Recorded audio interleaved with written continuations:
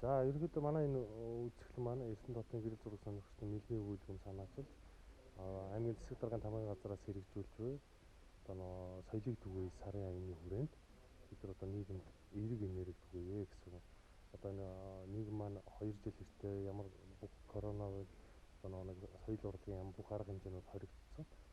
Одоо үзэгчид нийгэм ерөнхийдөө нэг соёлын арга хэмжээнүүд гэдэг аюул цангацсан байгаа гэж үзсэн юм дээрээс ямар ч одоо болоод 20 цээр аажим аажмаар суларж байна. Тэгээд бид нар энэ 2 жилийн хугацаанд одоо иргэдийн үзээгүй хараагүй соёлын арга хэмжээнүүдийн их нээлт болоод явуулсан иргэдтэй юм эерэг одоо сэтгэл төрүүлэхээр хөрөг зургуудаас бүрдсэн юм 100 хөрөг зурагтай гэрэл зургийн үзэсгэлэн гаргаж байгаа. Тэгээ үзэсгэлэнгийн маань онцлог болохоор ерөнхийдөө бид нар энэ үзэсгэлэнгээ болохоор энэ өмнө тавигдж байгаагүй үзэсгэлэн өвөрмөц байдлаар гаргая гэж шийдээд 100 гэрэл зургийн маань 80 ширхэг уламжлалтаар гаргая юу цаасан дээр хэлэгдэж байгаа.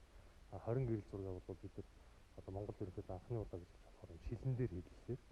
Яг шилэн дээр бид нар өөрсдөө хэлээд одоо орчин үеийн шин технологи ашиглаад шилэн дээр хэвлсэн зурагтайгаар ямарсан хэвлэл гүйцэтгэлийн хувьд бол бас боломжийн сайн технологитой гаргаж байгаа гэж үзэж байгаа. Тэгээд дээр нь Мэлмийн өвлгийн 12 гэрэл зурагчны 100 бүтээл одоо шилдэг 100 гэсэн хөрөг зургуудаар үзэсгэлэнгээ гаргасан байна.